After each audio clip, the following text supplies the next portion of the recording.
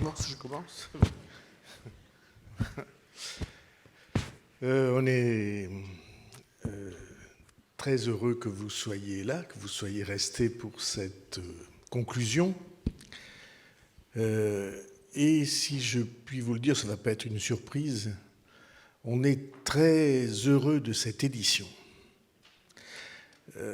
Alors c'est vrai que chaque année, on a l'impression que c'est mieux que toutes les années précédentes.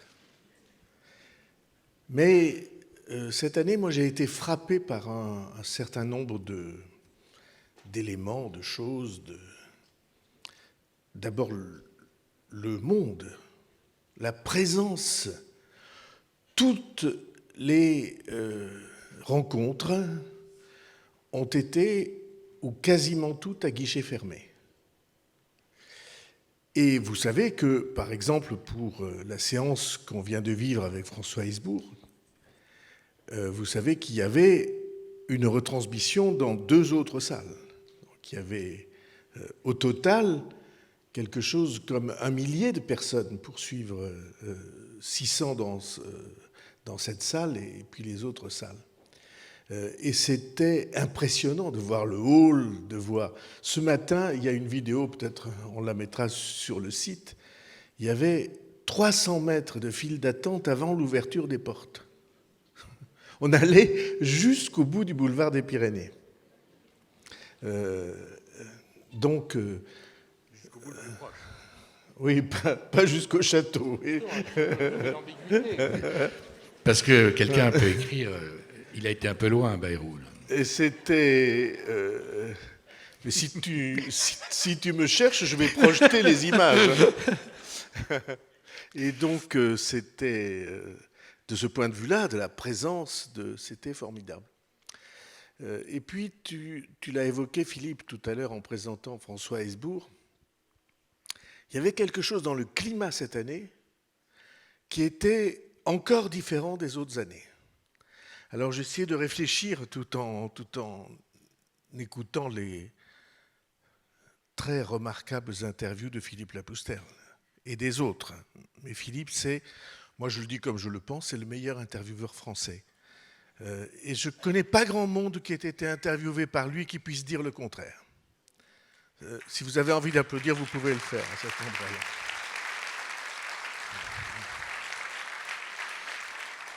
Ce n'est pas parce que c'est mon ami que je dis ça. J'ai beaucoup d'amis qui ne sont pas les meilleurs intervieweurs français. Non, j'ai beaucoup d'amis. Non, j'ai peu d'amis, vrai. Mais parmi eux, il y en a beaucoup qui ne sont pas les meilleurs intervieweurs français. Mais lui, oui. Donc j'ai essayé de réfléchir. Il y a 2 choses qui m'ont frappé cette année. Alors, une de ces choses est en résonance avec les principes que nous avons choisis pour cette manifestation. Ici, on ne fait pas de sensationnel, pas de ces combats de coq qu'on voit à la télé tout le temps, dans lequel on a, comme j'ai dit à un autre moment, un écologiste intégriste contre un climato-sceptique qui détruit et tout le monde cherche à abattre l'autre en obtenant des applaudissements plus ou moins bien inspirés contre la personnalité de l'autre. Ici, tout est éminemment respectueux. C'est-à-dire, on essaie, depuis le début, que sorte du plus profond de l'entretien quelque chose qui nous parle du plus profond de l'invité, de sa vie, de son intelligence, de sa sensibilité, de sa science et de son expérience. Et donc, c'était en phase avec ça. J'ai trouvé que cette année, il y avait un particulier climat, je vais employer le mot au sens le plus large du terme, d'intelligence, de compréhension de ce que les invités avaient et portaient en eux. Et ce climat-là a entraîné un climat apaisé. Il y avait quelque chose dans les couloirs, dans les librairies qui était de respect réciproque, à la fois des intervenants de la part du public, des intervenants par rapport au public et des thèses entre elles. C'est quelque chose qui était une tentative de comprendre. Et troisièmement, ça prouve une chose qui est formidable, c'est à quel point cette ville, alors je crois peut-être toutes les villes, mais enfin celle-ci encore un peu plus, aime la recherche de l'excellence, aime qu'on se situe haut dans le débat, aime qu'on partage des sentiments qui ne sont pas des sentiments d'exaspération, de passion, d'opposition des uns aux autres, aime quelque chose qui est très en phase avec notre histoire. Ça fait 1000 ans que cette ville, et moi je crois que 1000 ans ça compte. On n'a pas l'impression qu'on est en phase avec ces générations lointaines, et pourtant on l'est. Cette ville aime la tolérance, aime ceux qui se respectent et respectent les autres. Et donc c'était pour moi, à la fois pour tous ces éléments qui touchent au nombre des participants, au caractère relevé du plateau. Tous les intervenants nous ont dit « Mais comment vous réussissez à avoir tous ces gens-là qui sont tous des têtes d'affiche et qui viennent participer à cet événement en ayant le sens, le sentiment, qui ne viennent pas seulement rencontrer du public, qui ne viennent pas seulement pour signer des livres, qui viennent découvrir une ville et découvrir le groupe d'intervenants que nous formons chaque année. Alors ça, c'est dû à une chose extrêmement précise dont on parlait ce matin. Nous les choisissons nous-mêmes chacun. Il n'y a pas de comité de sélection dans lesquels des tendances différentes, dans lesquelles on voterait pour inviter monsieur un tel contre madame une telle.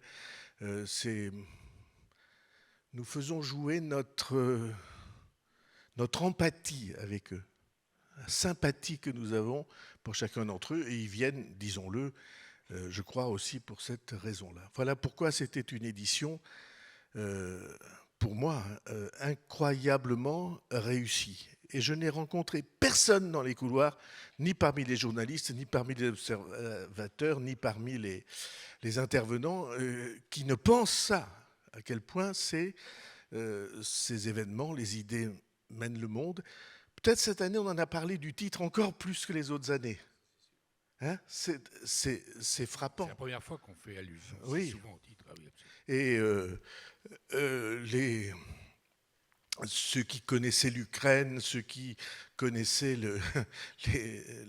les grands problèmes philosophiques que nous avons débattus, tous dans la tranche d'âge.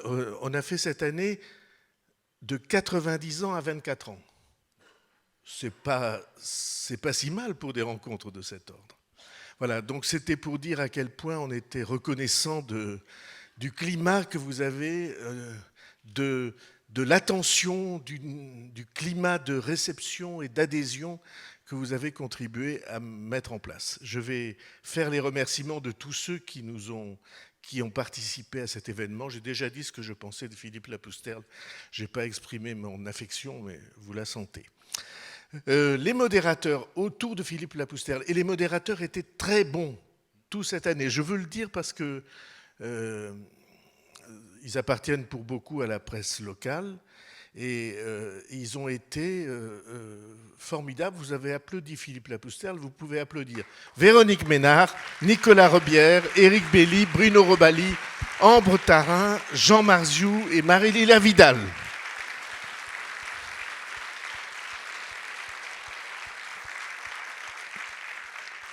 Parce que ça compte beaucoup, évidemment.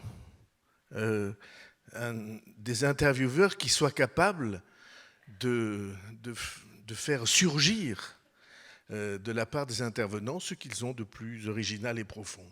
Je veux remercier les services de l'agglomération, la direction de la culture, la direction de la communication.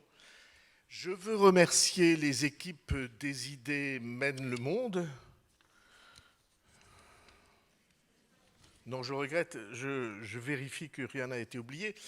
Autour de Delphine Semavoine, qui a eu la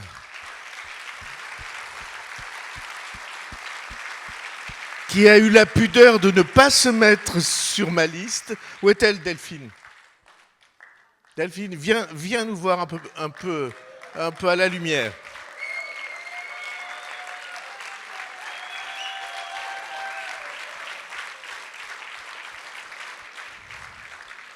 Delphine, bénévole comme tout le monde. Oui, ça mérite, oui.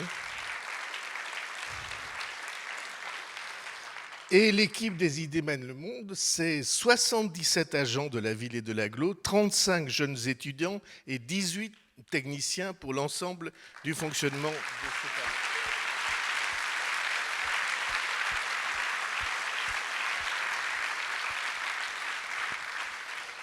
Je veux remercier les libraires et leur dire ma particulière affection. Alors je salue la librairie Tenay, la librairie L'Escampette, l'espace culturel Parvis Leclerc et tous les exposants. Et j'ai un mot particulier pour les éditeurs qui sont venus présenter ici leurs œuvres et à qui je veux dire ma gratitude et la vôtre.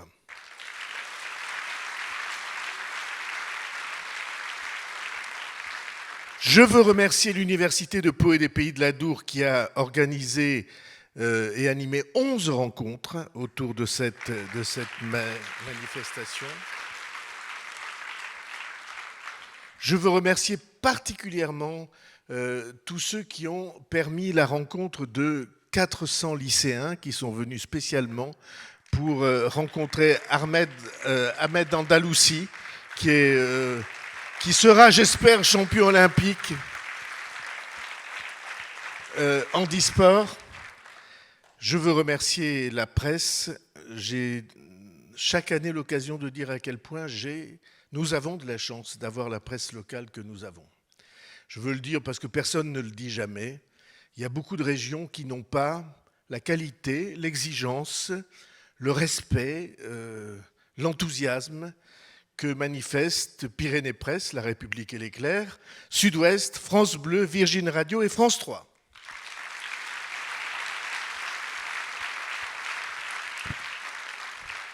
Je remercie le Palais Beaumont où nous sommes et les équipes techniques du Palais Beaumont. Je remercie particulièrement, c'est la première année, le Foirail et en particulier le Cinéma Le Méliès qui nous a permis de découvrir les œuvres de Claude Lelouch. Je remercie la Belle Époque pour la restauration, l'Office du tourisme pour la gestion de toute la billetterie, je remercie l'entreprise Destor pour le prêt de 9 véhicules et les 9 chauffeurs qui les accompagnaient, dont beaucoup sont de notre ville. Béarn Tourisme pour avoir édité les billets des invités, Idélis et l'UNICEF, avec qui je conclus ces remerciements. Merci à tous.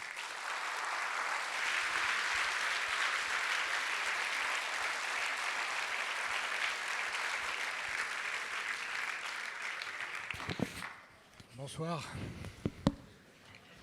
Bonsoir. C'est mon dernier bonsoir. Ici. Bonsoir à vous. Merci François. C'est quand même l'inventeur des Idées mènent le monde. Moi, je ne l'oublie pas. Et c'était un plaisir et un honneur pour moi que d'être ici pendant ces 3 jours. Juste deux choses qui me viennent à l'esprit. Claude Lelouch est venu ici pendant 1 heure après avoir lui-même présenté ses films.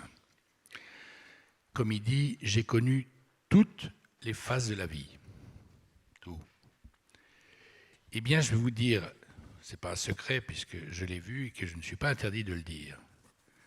Lorsqu'il a eu la salle, ici, debout à son arrivée, debout à son départ, dans une émotion incroyable, il a eu les larmes qui sont tombées là. Pareil pour 2 des personnes qui sont venues ici. Pour vous dire la charge émotionnelle qu'il y a eu de votre part sur les invités. Et donc la vérité qui sortait. Ce n'est pas la propagande qui émeut. La propagande n'émeut jamais. Elle déchaîne, pour, contre. Il y a une chose qui émeut, c'est la vérité quand elle est dite par quelqu'un qui la connaît. Là, personne ne résiste et tout le monde est d'accord. Et ça, à ce moment-là, c'est répercuté sur beaucoup d'invités qui sont passés ici. Et ça, quand on sent ça, c'est Pascal Robert-Diard qui était là, quand elle a expliqué qu'elle a passé 20 ans à entendre les choses les pires du monde, etc., et que sa voix reflétait ce qu'elle avait vécu, qu'elle avait senti pendant 20 ans. Vous ne pouvez pas savoir. Tout le monde a regardé la justice autrement. Cette puissance de la vérité qui est dite par la personne, au point que sa voix traduit personne. Personne ne peut être. Et cette atmosphère-là, c'est très rare dans des rencontres publiques. Je vous assure, c'est assez rare. Il y a une espèce de magie qui tient, je ne sais pas, peut-être la proximité des Pyrénées pour dire une bêtise, mais pour dire que moi, je ne comprends pas pourquoi. La deuxième chose, François Bayrou parlait de la tolérance, qui est, d'après lui, quelque chose qui appartient seulement au Sud-Ouest. Pas seulement, j'étendrai mais personnellement, principalement. Mais j'étendrai personnellement à d'autres régions, la mienne, les Cévenols. Et la mienne, puisque je suis natif de 2 branches, Béarnau-Cévenol. Ma famille de mon père est enterrée à 30 km d'ici sur 5-6 générations. Et de l'autre côté, ma famille maternelle est enterrée depuis 5-6 générations en bas des Cévennes. Donc, la tolérance et les misères, on connaît. Je vais vous dire une chose. Je craignais quand on a reçu François de Closet, qui est une personnalité très mise en cause par beaucoup en disant, mais bon. Eh bien, lorsqu'il est venu, il a été reçu de manière tout à fait... Et à la fin, ce qu'il a dit a heurté pas mal de gens. Pourquoi pas? Ça, c'est le débat normal. Mais personne dans la salle, aucune des personnes, femmes, hommes, n'a eu l'envie, je ne dis pas qu'ils se soient réfrénés, ils ont accepté la pensée de quelqu'un, la logique de quelqu'un, et après chacun décide. Mais personne n'a contesté la faculté et la possibilité à quelqu'un qui a un avis controversé sur quelque chose de dire ce qu'il avait à dire. Et je peux vous dire à la fin, que moi je me suis dit, il y aura peut-être un problème ou deux. Non. Et à la fin, tous les gens que j'ai rencontrés sur cette rencontre-là ont dit, écoutez, il a soulevé un vrai problème. Ce dont il nous a parlé, c'est quand même très important. On ferait bien d'y réfléchir. Évidemment, on n'est pas d'accord avec lui sur ce qu'il a proposé comme solution. Peu importe, ce n'est pas le sujet. Le sujet, c'est d'avoir éveillé chez tout le monde, il a soulevé un problème auquel beaucoup de gens n'avaient pas pensé. Et ça, lorsqu'on arrive à faire des rencontres, à organiser des rencontres, où on a ce niveau d'intelligence et de sensibilité, de la vie tout simplement, la vie c'est ça quand même. C'est de pouvoir échanger avec des gens pas d'accord, et puis c'est la seule solution de faire qu'on aille vers une plus grande compréhension et que les choses soient acceptées par les gens en majorité, et que la démocratie règne. Parce que si ce n'est pas la majorité qui décide, c'est qui? Des militaires, des obscurantistes, comme en Iran. C'est la fin de notre monde. Et donc, tout ce qui sort depuis la Grèce, c'est quand même la possibilité pour le plus grand nombre de se mettre d'accord sur un certain nombre de choses. Et ici, on a senti que c'était possible. Il ne faut pas renoncer. Il ne faut pas renoncer. C'est possible. Et donc, merci à vous et merci à tous ceux qui sont venus parce que le champ des possibles a progressé.